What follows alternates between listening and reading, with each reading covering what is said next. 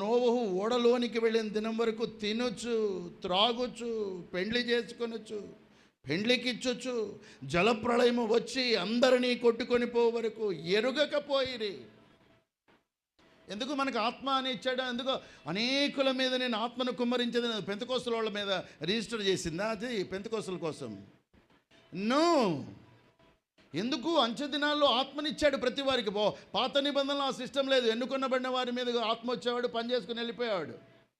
క్రొత్త నిబంధనలు ఎందుకు? నెత్తి నోరు పట్టుకొని ఆత్మపూర్ణులై ఉండు, ఆత్మను ఆర్పకుడి. ఒకళ్ళు ఏదైనా భాషలతో ఏదైనా మాట్లాడుతూ ఉండే, అంటే ఈ మధ్య కాలంలో దొంగలు ఎక్కువైపోయారు అనుకోండి, స్వస్థత రాపోయిన స్వస్థత అని దానికోసమే వేలం వేరుగా. No, real anointment we must have. ఆత్మయు మన బలహీనతను ఎరిగి ఉచ్చరింప శక్యము కాని మూల్గులతో